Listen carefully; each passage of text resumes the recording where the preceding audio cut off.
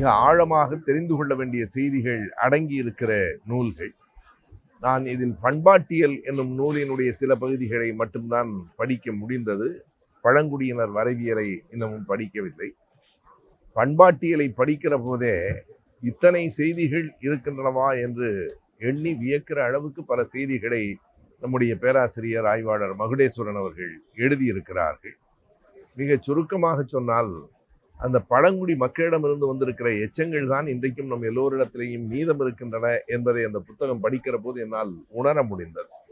நாம் இந்த தொப்புள் கொடி என்று சொல்லுவது கடைசியாக தாய்க்கும் பிள்ளைக்கும் இருக்கிற அந்த கடைசி உறவு அறுக்கப்படுகிற அந்த நிலையும், தொப்புள் கொடி என்பது வாழ்க்கையில் எவ்வளவு முதன்மையானது என்பதையும் அந்த புத்தகத்திலிருந்து ஒரு பகுதியில் நான் படித்தேன். நாம் ஈழ மக்களை பேசுகிற போதெல்லாம் அவர்கள் நம்முடைய தொப்புள் கொடி உறவு என்று சொல்லுகிறோம். அதுவே குழந்தை பிறந்ததற்கு பிறகு உடனடியாக தாயினுடைய அந்த வயிற்றிலிருந்து வெளியே வருகிற அந்த குழந்தைக்கும் தாய்க்கும் இருக்கிற கடைசி உறவாக தொப்புள் கொடி வெட்டப்படுகிற போது, எந்த தொப்புள் கொடியின் வழியாக அந்த உயிர் பெற்றதோ அதையே நாம் எப்படி அழைக்கிறோம் என்றால் நஞ்சு கொடி என்று சொல்லுகிறோம். அது நஞ்சாக மாறிவிடுகிறது என்பதும், அந்த நஞ்சு அகற்றப்படுகிறது என்பதும், அவை வாழ்வில் நடைபெறுகிற சாதாரண நிகழ்ச்சிகளாக இருந்தாலும் எண்ணி பார்த்தால், எது தொடக்கமாக இருக்கிறதோ அதுவே நஞ்சாகவும் மாறுகிறது என்கிற இந்த வாழ்வினுடைய இயல்பான அந்த போக்குகளை எல்லாம் அவர் சொல்லி இருக்கிறார்.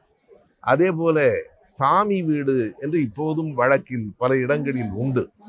அது என்ன சாமி வீடு என்று பார்த்தால், நான் சிறுவனாக இருக்கிற போதும் பார்த்திருக்கிறேன். ஒரு வீடு அது சாமி வீடு என்று எங்களுடைய பாட்டி சொல்லுவார்கள். சாமி வீடு என்பது பழங்குடி மக்களிடத்தில் எப்படி இருக்கிறது என்றால், ஒரு பாறையிலே ஒரு குகையாக, ராக் ஷெல்டர்ஸ் என்று குறிப்பிடுகிற பாறையினுடைய பகுதிகளாக, மற்ற பொருள்கள் பொதுவாக கடவுளுக்கு உரியவை மனிதர்களால் தொடப்படுகிற போது தீட்டுப்பட்டு விடும் என்கிற கருத்து பழங்குடி மக்களிடத்திலேயே இருந்திருக்கிறது. எனவே தனியாக அவற்றை வைக்கிற அந்த பாறை குகைகளிலிருந்து பின்னால் வீடுகளில் ஒரு தனி அறையை சாமி வீடு என்று ஒதுக்கி வைக்கிற பழக்கம் வரையில் பல நிகழ்வுகளை இந்த புத்தகம் படித்த போது நான் அறிந்து கொண்டேன் என்பதுதான் உண்மை. எனவே இது குறித்து நிறைய பேச வேண்டும் என்று எனக்கு தோன்றுகிறது. அதற்கான உரிய இடமும் நேரமுமாக இது இருக்க முடியாது.